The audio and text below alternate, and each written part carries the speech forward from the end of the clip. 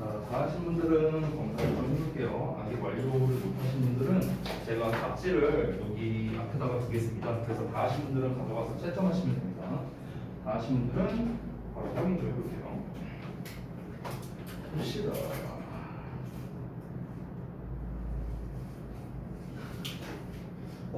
짧네 이거. 그래. 자, 다 했어? 필요 없다고?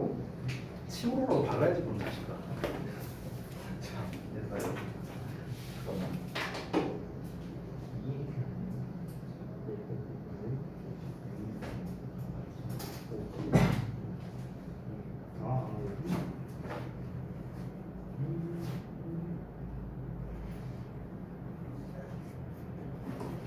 아니? 괜찮아. 잘했네.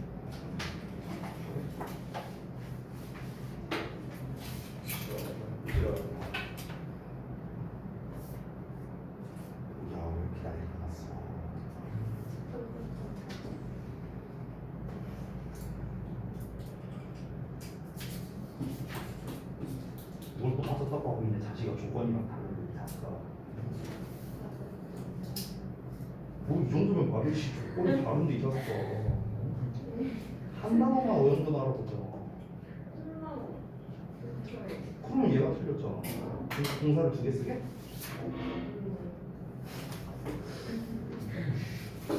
사기치네.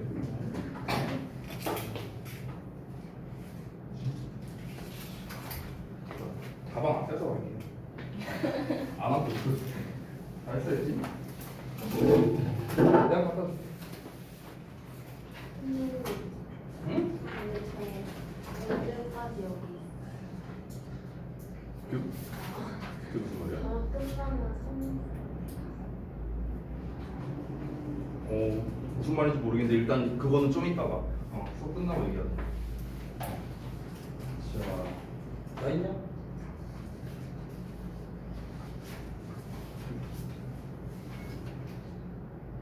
이것도 괜찮아. 잘했어. 이것만 좀 잘했어. 아직 좀 남은 거 같으니까.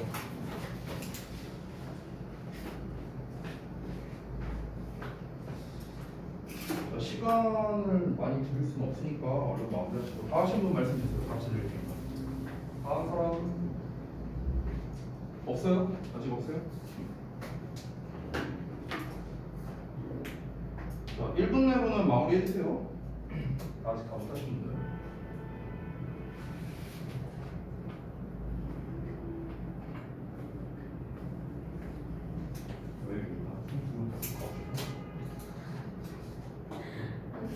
지옥 같은 곳에서 빨리 펼치고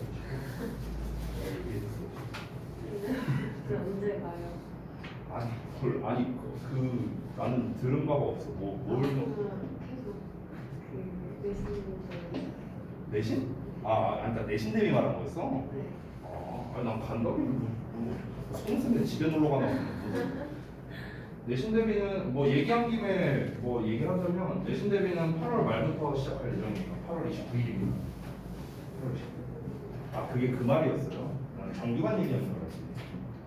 8월 29일 날부터 이제 할 건데 지금 이제 스케줄 조사를 해보니까 10월 첫째 주에 시험이 많더라고요. 10월 4, 5, 6, 7 이 시즌이 이제 시험이 제일 많았었어요. 그래서 우리가 이제 계산을 해보니까 이제 보통 우리가 5주 내신 대비를 하잖아요. 근데 5주 전으로 하면은 8월 29일입니다. 근데 이제 문제가 뭐냐면 아시다시피 이번에는 추석 연휴가 중간에 껴있어요. 그래서 실질적으로는 지난 1학기 때와는 달리 한 4주 반 정도가 되겠죠. 그러니까 1학기 때보다는 내신 대비 기간은 조금 줄어든다라고 생각하시면 될 것 같습니다. 그렇죠? 실질적으로 그렇죠. 실질적으로.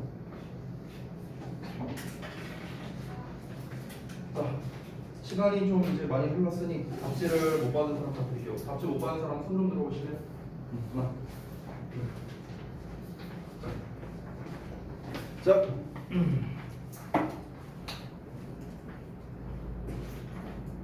그리고 오늘 좀 중요한 얘기를 한번 했죠. 그래서 이거 제가 마저 검사를 다 하고 난 다음에 오늘 아주 중요한 이야기를 할 겁니다. 이거 해설을 제가 못할 수도 있어요. 그만큼 좀 중요한 얘기였어요.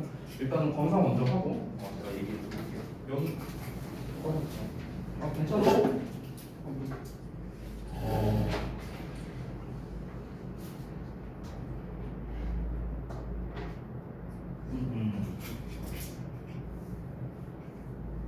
자, 보자.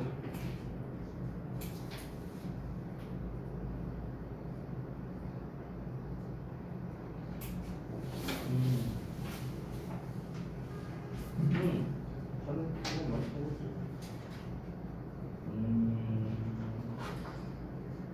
그래. 자, 그러면 또 먼저 도망쳐.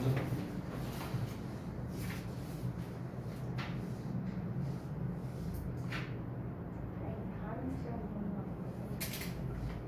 혓바닥이 길다.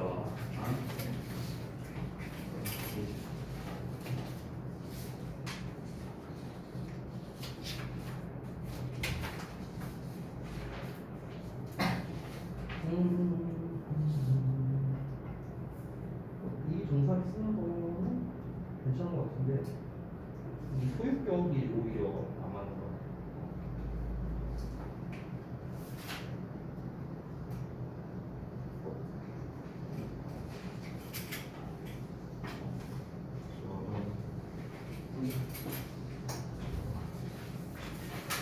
아까 1차 방송 왜 이렇게 오래 걸려서 푸는데?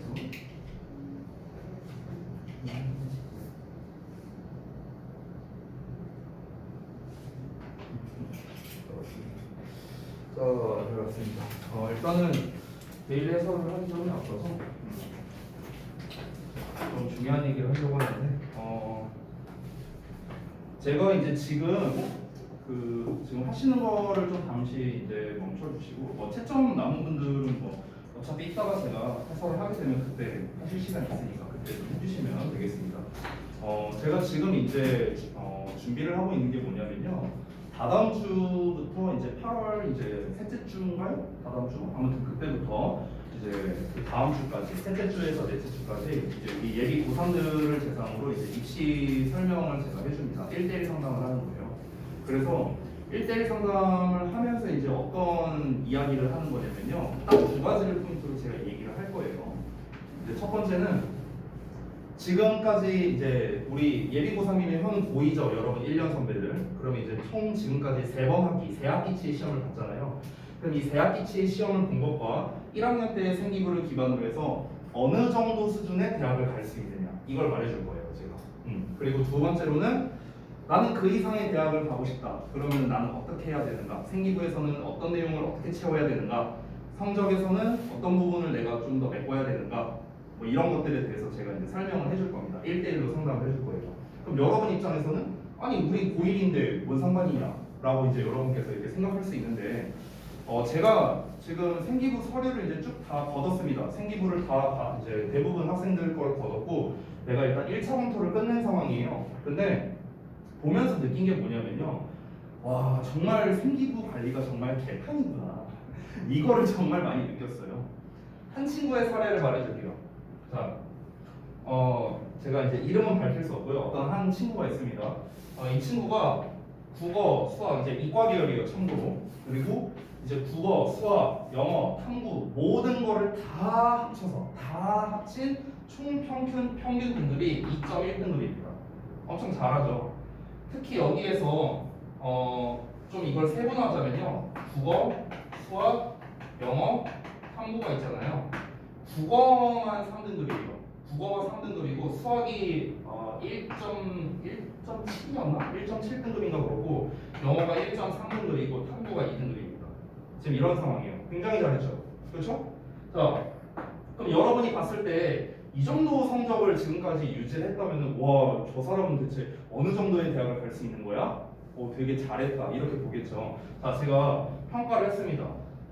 지금 교과 영역에서는 성적이 굉장히 우수해요. 비교과 영역을 갔죠. 비교과에서 핵심은 알다시피 세특이잖아요. 그래서 세특뿐만 아니라 이제 뒷부분에 행특이라고 있죠. 행동 특성 및 종합 의견 써 있는 게 있고요. 그리고 앞부분에는 창체라는 게 있어요. 창체, 창의적 체험 활동 이런 거. 그래서 여러분이 하는 자율 활동이나 동아리 활동 이런 것들이 포함되어 있는 거죠. 이걸 종합적으로 봤습니다. 그래서 내가 내린 최종 결론은 무엇인가? 이 친구가 갈 수 있는 대학교 정말 맥시멈으로 잡을게요. 정말 맥시멈. 홍대였어요. 홍대가 맥시멈이에요. 맥시멈. 근데 홍대 얘가 쓰면 합격할 수 있느냐? 아니요. 만약에 이 비교과 영역이 근데 1학년 때 것만 이제 지금 열람이 가능하기 때문에 이제 사실 정보는 좀 제한적이에요. 근데 제가 사실 그동안 학생들 대상으로 이렇게 생기부 상담을 해주면서 느낀 게 뭐냐면 1학년 때 생기부가 이제 속된 말로 좀 생기부가 구렸다가 2학년, 3학년 때 드라마틱하게 좋아진 경우는 거의 못 봤습니다. 별로 못 봤어요. 별로 못 봤어요. 그래서 이게 유지된다라고 쳤을 때는요, 사실은 우리가 소위 말하는 이제 국sun 라인이거든요. 국민대 숭실대 라인. 그리고 그 다음이 이제 광명 라인이죠. 광명 라인. 광운대 명지대 라인. 이렇게 했는데 안정권은 여기고요. 국sun조차도 사실 힘들겠다. 이런 결론이 나왔습니다. 2.1등급. 2.1등급. 결국에는 이게 지금 비교과 영역이 굉장히 중요하다는 걸 시사하는 거거든요. 비슷한 사례를 말해줄게요. 지금은 이제 졸업한 친구인데 저동고 다니던 친구였어요. 여학생이었는데 이 친구가 딱 2.1등급 정도였습니다. 결론만 말할게요. 얘 간호학과 같습니다. 참고로 말하면 간호학과는요, 특히 여학생들이 굉장히 많이 지원하는 분야 중 하나죠. 보건계열이고요. 그러다 보니까 경쟁률이 딱 터집니다. 최소 30대 1이에요. 경쟁률이. 일반적으로 경쟁률이 어떠냐면요, 과마다 차이는 있지만 좀 적게는 7대 1, 많게 평균적으로는 11대 1 이 정도가 좀 많은 편입니다. 간호대는 다 터져요. 30대 1입니다. 여기에서 약대나 이런 쪽 생각하는 분들이 있을 텐데요. 참고로 작년에 성균관대 약대 700대 1이었습니다. 경비들. 네, 역대 최고였어요. 지금 1위 찍었습니다. 그전 학교가 기억이 안 나는데 그전이 660대 1인가 그랬는데 작년에 성대가 기록 깼어요. 네, 아무튼 그렇습니다. 근데 간호 보건 계열은요, 언제나 항상 이제 인기 계열이기 때문에 항상 다 터져요. 근데 그 친구는 똑같이 2.1인데 간호학과 합격해서 지금 잘 다니고 있습니다. 학교가 어디였는지 제가 잘 기억이 안 나는데 아무튼 인서울에 있는 학교였어요. 경희대급은 아니었는데 그 아래급은 됐었습니다. 그러면 같은 2.1인데 차이가 발생한 건 결국 뭡니까? 이쪽이죠. 이 친구한테 되게 미안한 말인데요. 이 친구가 뭐 어차피 이 영상 안 볼 테니까 괜찮아요. 본인 얘기 하는지 알겠지만 영상 안 볼 거니까. 네. 되게 미안한 게, 아니 참 안타까운 게, 이렇게 성적을 잘 받아놨는데 비교과가 그냥 사실상 아예 내가 만약 입학사정관이라면은 면접을 안 보고 그냥 내보낼 것 같은 그런 느낌이 많이 들었어요. 물어볼 게 없어. 입학사정관이 질문을 할 때는요, 비교과의 여러분의 이제 어떤 세특이라든가 그런 이제 창체에서 거기에 나와 있는 거를 이제 기반으로, 이제 기본은 세특이에요. 거의 다 세특에서 질문을 합니다. 그럼 세특에 나와 있는 걸 기반으로 해서 질문을 던진단 말이에요. 그럼 소위 말해서 질문할 거리가 필요하거든요. 질문할 거리. 근데 그 거리가 없었어요. 아예 제로였어요. 제로였어요. 그래서 이 친구는 지금 현재 이렇게 좋은 성적을 받았음에도 불구하고 국sun 라인밖에 못 가는 거예요. 근데 웃긴 게 뭐냐? 이 친구가 잘하거든요. 저랑 한 2년 정도 이제 한 친구인데요. 잘하는 친구인데 이 친구가 모의고사도 성적이 비슷해요. 모의고사도. 그래서 이거를 물론 이제 고3 때 모의고사 성적이랑 고2 때는 차이가 좀 큽니다. 특히 수학 과목이 커요. 수학 과목이. 근데 이제 이거를 내가 이제 대입을 해봤어요. 대입해서 수능 성적으로 대입을 했습니다. 합격선이 어디 나온지 알아요? 한양대 나왔어요. 차이가 엄청 크죠. 그렇죠? 그러니까 결국 지금 이제 여러분께서 아마 1학기, 그러니까 1학년 1학기 한 학기 정도는요 크게 상관은 없어요. 한 학기 정도는 상관이 없습니다. 제가 이 이야기를 하는 이유는 뭐냐면요, 여러분께서 extracurricular 활동을 충분히 할 필요가 있다라는 그 중요성을 좀 전달해주고 싶어서 그런 겁니다.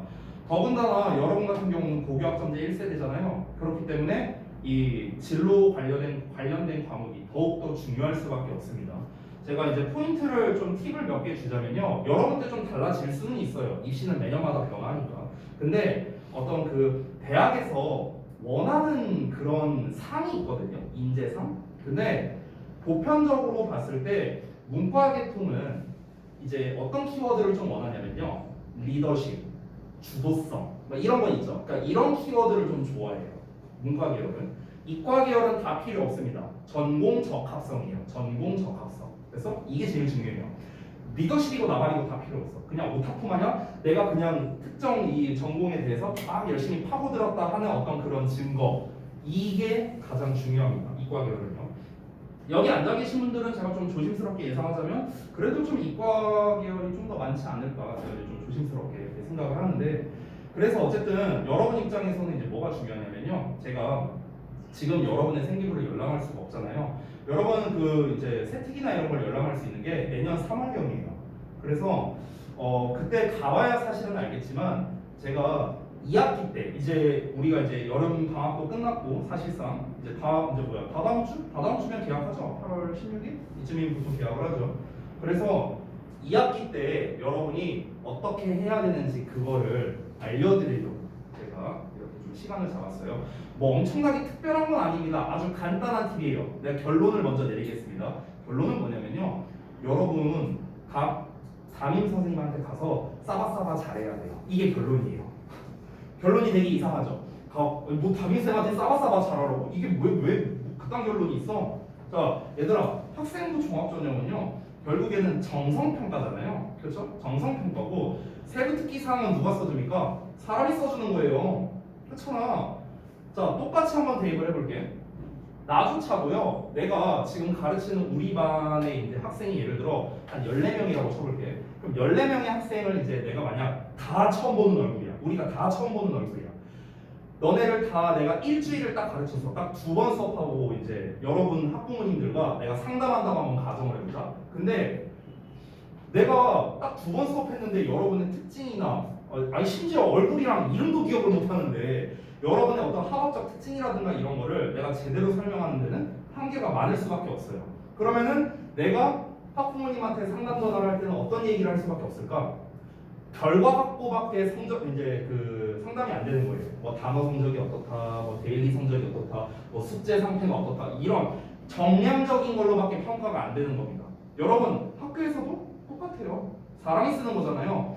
거기는 전교생이 훨씬 많아요. 지도하는 사람이 훨씬 많기 때문에 그 몇백 명이나 되는 아이들을 당연히 과목 선생님들이 일일이 기억할 수가 없어요. 그래서 어떻게 하는 줄 알아요?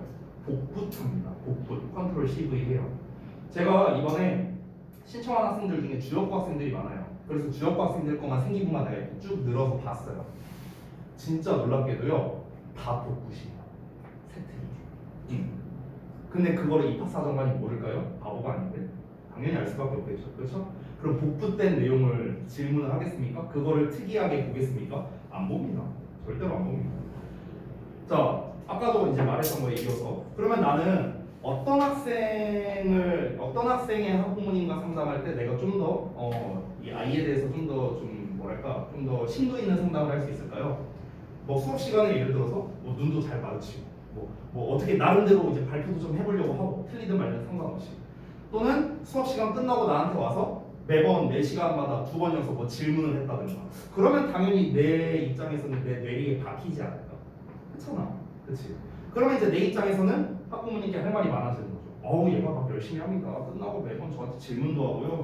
이러면서 할 말이 많아지는 거죠. 그렇죠? 똑같아요, 학교도요. 수백 명의 학생들이 있는 상황이기 때문에 각인이 돼야 돼요. 각인이 돼야 돼요.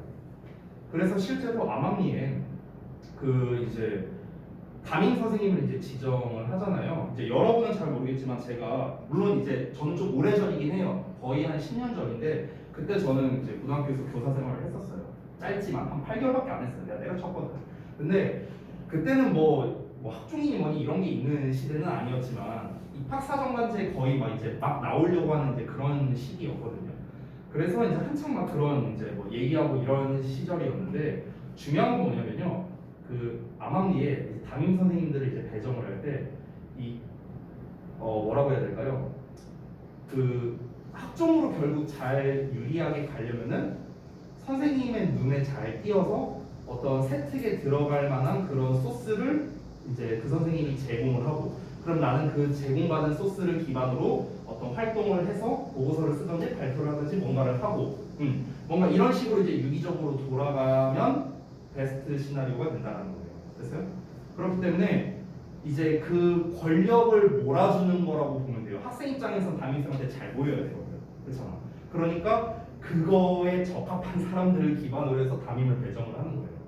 실제로. 담임 배정은 참고로 교감을 합니다. 그러면 여기에서 이제 여러분 입장으로 한번 가보자고요. 그럼 여러분 입장에서 여러분이 학종으로 좀 뭔가 의미 있게 좀 잘 쓰려면은 어떻게 해야 될까요? 각인이 돼야 돼요. 담임 선생님이나 또는 이과 계열이라면 뭐가 중요하다? 전공 적합성이 중요하다 했죠. 그러면은 각 전공에 관련된 과목들이나 아니면은 진로 과목들이 되는 거겠죠. 뭐 예를 들면 이런 거죠. 뭐 바탕 계열이다. 2학년 때 이제 선택 과목을 이제 할 거 아니에요. 예를 들어서 내가 이공 계열이고 물원 화원을 뭐 선택을 했다. 그러면은 바텀 쌤한테 가갖고 내가 이제 내가 예를 들어서 화학공학 계열을 뭐 이제 지망을 할 거야. 그럼 이제 화학 담당 선생님한테 가갖고 선생님 제가 화공과를 가려고 하는데 여기에서 이제 뭔가 좀 뭐 보고서나 뭐 이런 걸 좀 작성하고 싶은데 어떤 소스를 하면 좀 좋을까요? 한다던가 뭐 이런 식으로 질문을 하면은 그럼 거기다 대고 선생님이 난 몰라 니 알아서 해 이럴 사람은 없겠죠. 있으면은 쓰레기고 그럴 사람은 없겠죠. 그러니까 그렇게 하면은 이제 선생님한테는 어떤 이미지가 비칠까요? 일단 이 학생에 대해서 각인이 됩니다. 너 몇 학년 몇 반 누구냐? 저 몇 학년 몇 반 누구입니다. 각인이 되고요. 두 번째, 학생이 그렇게 방과 후에 막 찾아와서 그렇게 막 이제 그 과외 활동을 하려고 하는 그런 적극성을 보였다. 그럼 적극성, 주도성도 추가가 되는 거죠. 세트에. 됐나요? 그래서요, 그 학종 전형은요, 누구한테 유리한 거냐면요, 나대는 인싸한테 유리한 전형이에요. 진짜로. 딱 그겁니다. 아니 이거 그러면은 소극적이고 소심한 사람한테는 되게 불리한 전형이네요? 현실적이지만 네 그렇습니다. 근데 대학에서는 왜 그렇게 학종으로서 이제 사람들을 뽑으려고 하는 걸까요? 학생들을 뽑으려고 하는 걸까요? 이유는 간단하죠. 그런 학생들을 그런 이제 막 되게 막 활발하고 활동적이고 그런 소위 말하는 인싸 기질이 있는 학생을 우리 학교에 데려오고 싶으니까. 당연한 거 아니에요? 이유는 그러니까 다 사람이라는 거잖아요. 뻔한 거예요. 너무나 뻔한 거예요. 우리가 선생님을 새로 초빙하고 모실 때 면접을 이렇게 보고 시범 강의를 할 때도 똑같아요. 실력이 똑같아. 가르치는 실력이 똑같아. 제가 이제 그 원장님 관계 면접관으로서 정말 많은 사람들을 면접을 봤거든요. 근데 선생님 두 분이 있어. 한 선생님 잘 가르치셔. 두 번째 선생님 잘 가르치셔. 그럼 둘의 능력치가 비슷해. 그러면 당연히 플러스 알파가 있는 사람을 뽑고 싶지 않을까요? 당연한 거 아니야? 근데 플러스 알파 요인이 이 사람은 뭔가 되게 막 사회생활을 잘할 것 같아. 막 얼굴도 막 되게 뭔가 표정이 밝다고 해야 되나? 막 그렇고 활달하고 이런 사람이. 근데 한 사람은 되게 소극적으로 막 이러고 있어. 그러면은 니네가 사장이라고 했을 때 누구 뽑을 거야? 당연히 활발하고 적극적인 사람을 뽑지 않겠어요? 당연한 거예요, 이거는. 여러분, 당연한 거라고. 네. 그래서 여러분 결론은 뭐냐? 싸바싸바 잘해야 된다는 거예요. 그래서 내가 결론을 이렇게 내린 거예요. 여러분이 이제 개학하고 난 다음에 이제 여러분께서는 이제 각자 본인이 이제 선택한 그런 이제 일단 진로 설정을 하는 게 가장 중요하겠죠. 진로 설정을 하고 난 다음에 그러고 난 다음에 이제 이 설정을 한 진로를 기반으로 여러분이 학교에서 의례적으로 하는 활동들이 있어요. 다 같이 하는 활동. 이런 건 메리트가 당연히 없겠죠. 개나 소나 다 하는 건데. 이런 건 메리트가 없고요. 개나 소나 하지 않는 무언가를 해야 된다는 겁니다. 근데 그 소스들을 여러분이 알기란 어렵습니다. 그렇죠? 그래서 그거를 선생님에게 가서 커뮤니케이션을 많이 해야 돼요. 그래서 과목 선생님이 됐든 담임 선생님이 됐든 커뮤니케이션을 많이 해서 그 소스를 받아서 그에 대한 활동을 해야 된다는 거죠. 그래야 여러분이 이런 일이 안 벌어집니다. 이런 일이 안 벌어져요. 1년 선배예요. 여러분이랑 1년밖에 차이 안 납니다. 이 친구 너무 안타까워. 지금 되게 잘하는 친구고 굉장히 우수한 친구인데 수학 영어를 지금 거의 1등급을 받고 있는 친구인데 아깝잖아요. 너무. 성적이 너무 아깝지 않아요? 영수가 1등급인데 이런 친구 별로 없어요. 그런데도 불구하고 지금 갈 수 있는 대학이 고작해야 국민대 숭실대라고요. 1등급인데 영어 수학이 1등급인데 국민대 숭실대 라인밖에 안 된다고요. 너무 아쉽지 않을까? 그렇지 않을까? 그래서 여러분께서 이제 선택을 하실 때 이제 일단 이제 학종을 기반으로서 선택을 해야 되는 거는 맞아요. 나 그럼 지금부터 정시할까? 그거는 그다지 좋은 선택은 아니에요. 왜냐면은 카드 수가 다르잖아요. 수시는 6장이지만 정시는 3장이잖아. 그리고 정시는 너무나도 멀고 긴 싸움이에요. 우리 당장 다음 중간고사 대비도 제대로 안 해갖고 숙제 제대로 안 해오고 지각결석하고 이러는 와중에 2년 뒤에 보는 수능을 위해서 달린다고요? 말 같지도 않은 소리지. 그렇잖아. 그래서 일단은 여러분이 해야 되는 건 뭐냐면요. 일단 당연히 내신 성적 잘 받는 거 중요합니다. 근데 내신 성적만 잘 받는 건 의미가 없다는 거예요. 내신 성적만 잘 받아서는 안 되고요. 내신 성적도 내신 성적대로 챙기면서 여러분이 어떤 그런 과외 활동을 충분히 하셔야 된다는 거죠. 여기에서 활동을 했다라는 것만으로는 의미가 없습니다. 그래서 내가 개인적으로 극혐하는 것 중 하나가 꿈의 대학이에요. 꿈의 대학. 꿈의 대학 많이 신청하잖아요. 그렇죠? 내 기억으로 스무도 1학기 때만 들었던 걸로 기억하는데 맞지? 근데 꿈의 대학 신청하는 게 의미가 있냐? 의미 없어요. 세특에 한 줄 써지긴 해요. 뭐 어떤 거 관련된 꿈의 대학 뭐 이거를 수강함. 여기서 끝나면 의미가 없어요. 그냥 의미가 없어. 어떻게 해야 의미가 있냐? 예시를 보여줄게요. 예를 아까 뭐 말했던 화학공학과 계열이라고 이렇게 화학에 관련된 꿈의 대학 관련 그 이제 강좌를 내가 수강을 하고 그로 인해서 이제 내가 이 부분에 좀 더 뭐 예를 들어서 듣다 보니까 내가 이제 이 화학과 이 부분에서 이제 관련된 어떤 내가 심도 있는 무언가를 알고 싶어서 관련 서적을 찾아보고 이 서적을 찾아본 걸 기반으로 해서 학우들 앞에서 발표를 했다라든가 아니면은 뭐 탐구 보고서를 작성했다든가 결과물이 있어야 된다는 거예요. 결과물. 그냥 활동했음, 들었음, 뭔가를 배웠음 이런 끝맺은 말은요 의미가 없다는 겁니다. 크게 의미가 없어요. 크게 메리트가 있는 생기부가 아니에요. 왜냐? 그거는 누구에게나 있는 거거든요. 누구에게나 있는 것보다 의미 없다고 했습니다. 이거는 메리트가 있는 생기부가 아닙니다. 실제로 제가 이제 알고 지내는 이제 두 분이 있는데 이제 두 분이 이제 각 대학에 입학사정관으로 있어요. 이제 한 분은 이제 여러분에게는 사실 해당 사항은 없을 텐데 이제 제 초등학교 동창이 지금 이제 동국대학교 미대 입학사정관으로 있고요. 그리고 이제 제 제일 친한 친구가 있는데 그 친구의 친누나가 아주대 입학사정관으로 있어요. 그래서 그런 이제 이야기를 좀 이제 제가 종종 저도 자문을 구하죠. 실제로 내가 입학사정관이 아니니까 실제로 어떻게 진행되는지는 자세하게라도 당연히 모를 거 아니에요. 그러니까 그런 것들을 이제 좀 종종 물어봅니다. 제가 그 아주대 입학사정관으로 있는 그 이제 누님에게 물어봤죠. 이제 수천 명의 학생들이 지원을 하고 한 학교에는 입학사정관이 2명 내지 3명밖에 없어요. 그럼 2명 내지 3명이 이제 그 서류들을 검토할 텐데 어떤 식으로 하느냐 하면서 이제 그 진행 과정이나 이런 걸 물어봤죠. 당연히 학교마다 달라요 이거는요. 근데 일단 기본적으로 한 사람당 서류를 보는데 시간이 7분 28초다 이렇게 얘기를 하더라고요. 한 친구의 3년치를 보는데 7분 28초예요. 그것도 되게 많이 잡은 거예요. 보통은 5분 컷 한답니다. 5분 컷. 그래서 그러면은 그 서류를 쭉 보면서 차륵차륵 하면서 빠르게 넘길 텐데 그 과정에서 정말 의미 있는 데이터가 있으려면은 눈에 확 띄는 뭔가가 있어야 된다는 거죠. 그 소스를 여러분은 받을 필요가 있다는 겁니다.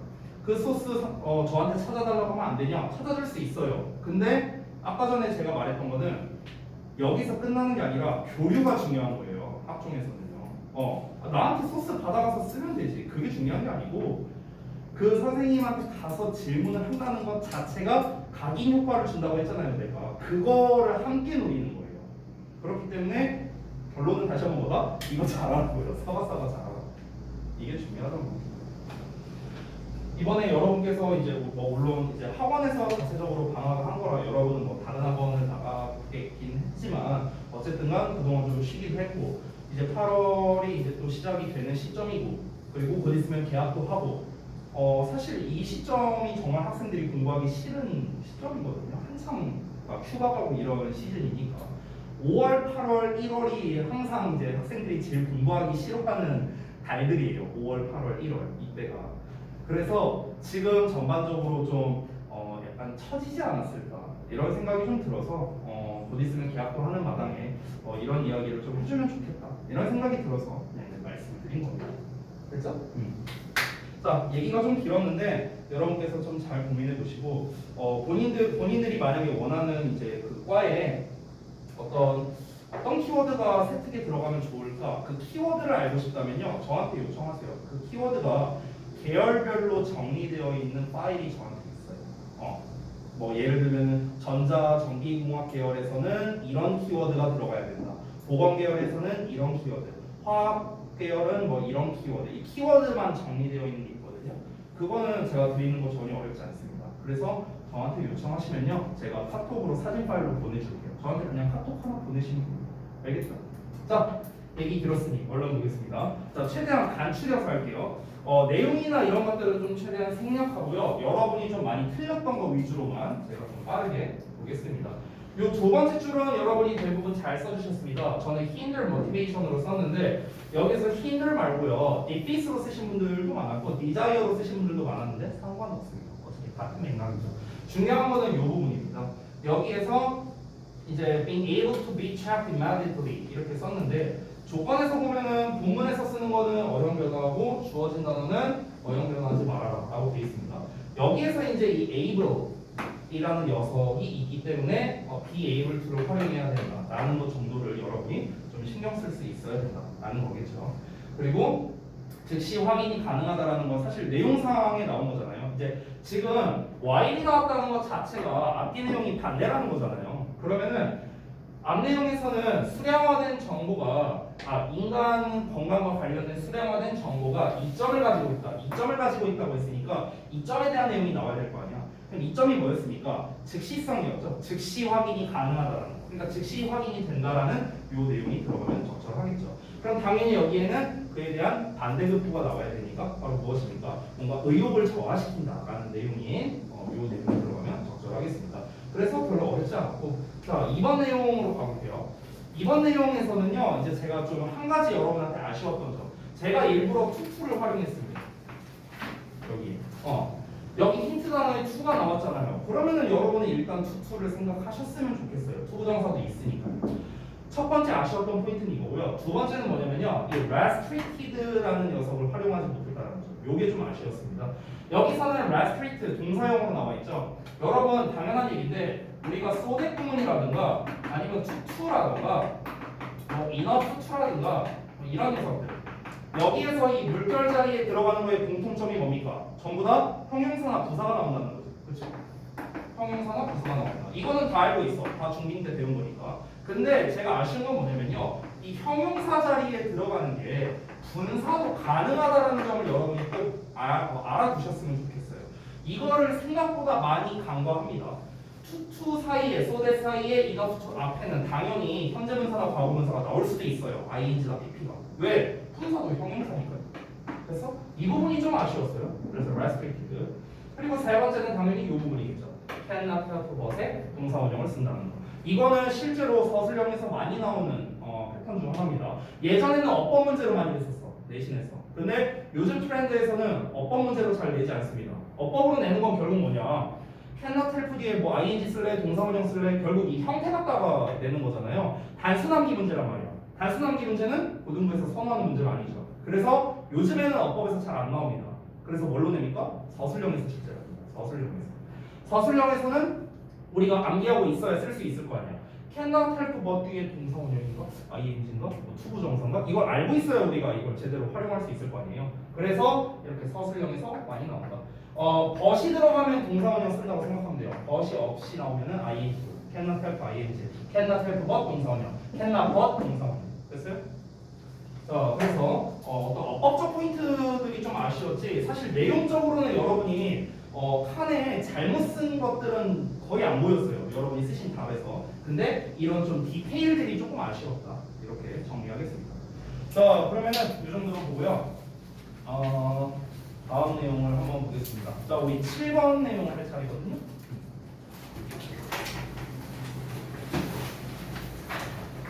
시간에 입시에 대한 얘기를 좀 하다 보니까 시간이 좀 지나갔고요. 7번 내용 하나를 하고 잠시 쉬었다가 제가 이어서 가도록 하겠습니다. 자, 7번 내용 한번 볼게요. 여러분이 하신 것과 항상 같이 좀 비교해서 보시면 좋겠습니다. 여러분이 하신 거의 정답은 제가 이제 알려드릴 거고요. 자, 한번 가볼까요? 빈칸이 처음에 나와 있죠. 패턴 3 문제 제기 설명 패턴입니다.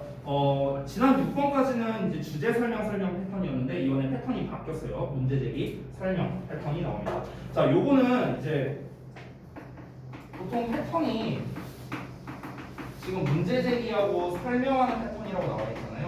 근데 이런 패턴도 있습니다. 문제를 제기하고 그 다음에 해결책을 제시하는 경우도 있어요. 해결책 제시. 이런 패턴도 있거든요. 문제 제기 설명 패턴 나오면요. 주제가 얘라고 생각하면 돼요. 그러니까 문제 자체가 주제예요. 문제 자체가. 근데 문제점이 나오고 해결책이 나오면요. 해결책이 주제라고 생각하면 됩니다. 알겠죠? 이런 문제가 있어. 그래서 이렇게 해결해야 돼. 그럼 해결해야 돼가 중요한 거잖아요. 그렇죠? 그러니까 이 부분이 주제인 경우가 많다. 그래서 실제로 문제 제기가 나오고 해결책이 동시에 나오는 경우에는요. 당연히 주제가 후반부에 나올 가능성이 높겠죠. 그럼 만약 빈칸 문제로 낸다면 후반부에 빈칸이 뚫리거나 또는 요약문으로 출제한다면 이러이러한 문제가 있는데 얘는 이런 식으로 해결해야 된다와 같은 패턴으로 요약문이 쓰이겠죠. 해결책이라는 것은 이렇게 합시다라고 말하는 거기 때문에 필자의 주장이나 요지와 같은 문제로도 출제를 할 수 있는 겁니다. 그렇죠? 글의 구조에 따라서 변형으로 어떻게 내는지가 다 우리가 보일 수 있다는 거죠. 근데 문제 제기에다가 설명만 나오는 패턴이 있습니다. 이런 패턴 같은 경우는 다시 한번 말하면 뭐다? 여기가 주제라고요. 문제를 제시하는 부분. 나머지는 다 부연 설명입니다. 대부분 예시를 기반으로서 설명을 하는 거기 때문에 이 패턴은 일반적으로 빈칸 문제로 나온다면은 예시를 기반으로 우리가 빈칸에 대한 단서를 찾아야겠죠. 그래서 일반적으로 빈칸으로 가장 잘 나옵니다. 주제가 초반부에 있기 때문에. 그래서 실제로 지금 보시는 7번 문장에서도 어떻습니까? 7번 질문에서도 빈칸이 처음 부분에 나와 있는 게 확인이 가능합니다. 여기는 제가 답을 써놓긴 했지만 이 빈칸이 뚫려 있다는 전제에서 한번 내용을 보도록 할게요. 첫 문장에서는 항상 소재를 제시하기 때문에 여러분께서 어떤 내용이 나올지를 미리 좀 보셔야겠죠. 첫 문장 해석이 중요합니다. 가볼게요. One of the problems, 문제들 중 하나인데 with the belief system, 신념 체계의 문제 중 하나랍니다. 이게 characterized by radical individualism. 자, 여기까지가 주어 부분입니다. 이만큼이 원을 수식하는 거죠. 자, 그러면 극단적인 개인주의에 의해 특징 지어지는 신념 체계의 문제 중 하나가 이 대절 이하인데 그것이 블라블라블라하다라는 거랍니다. 자, 지금 뭘 말하는 건지는 잘 모르겠는데요. 일단은 극단적 개인주의라는 요 말이 눈에 띄죠. 그렇죠? 얘가 바로 이 글의 주요 소재일 가능성이 높겠네요. 극단적 개인주의. 소재가.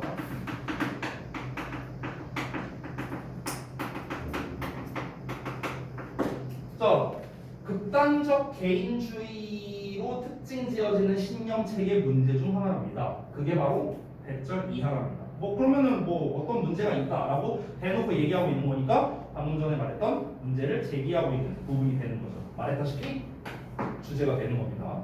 자, 그럼 바로 이어서 가볼게요. 당연히 우리가 첫 문장을 보고는 어떤 내용일지 모르니까 뒤에 나와 있는 설명 또는 예시를 보고 판단해야겠습니다. 어떤 문제가 있다라는 걸까? 극단적 개인주의의 문제점이 무엇일까? 문제점. 이게 바로 뭡니까? 정답으로 가는데 키워드가 되는 거죠. 자, even though 비록 뭐 할지라도 American political culture 좀 구체적인 얘기 나왔죠? 미국의 정치 문화라면서 좀 자세한 얘기가 나오고 있습니다. 자, 이렇게 구체적인 키워드가 나온다면 당연히 예시라고 생각하면 되겠죠. 자, 미국의 정치 문화가 특별히 관련되어 있답니다. 뭐랑요? The twin concepts of freedom and liberty. 자유와 해방이라는 두 가지 닮은 개념과 특별히 관련되어 있음에도 불구하고 우리의 역사적 해석과 자유의 어플리케이션, 적용은요 lacks consensus and consistency. consensus라는 단어가 이 내신에서 좀 자주 나오는 단어 중 하나인데요. 바로 합의라는 뜻입니다. 합의. 됐어요? 그래서 우리가 너무나 잘 알고 있는 agreement랑 바꿔 쓸 수도 있겠죠. 됐어요? 자, 그러면 합의와 일관성이 결여되어 있대요. 여기에서 일단 1차적으로 이야기를 했습니다. 자, 뭐랍니까? 미국 정치 문화가 자유에 대한 그런 해석과 적용이 일관성이 없대요. 자, 지금 일단 설명에서 뭐라고 했습니까? 자유를 기반으로 얘기를 하고 있는데 이 자유에 대한 해석이 어떻다? 일관성이 없다라는 거는 결국에는 이랬다 저랬다 내로남불이라는 거네. 그렇죠? 그러면은 해석이 굉장히 편협하다라고 볼 수 있는 거겠죠. 맞아요? 일관되지 않으니까요. 자, 이어서 한번 볼게요. 다음 거. 어이구. 자, 다음 내용 보시면 Many of us learn. 우리들 중 다수는 배웠어요. In grade school, 초등학교에서 that the pilgrims fled Europe이라고. 그러니까 그 이주자들이 유럽에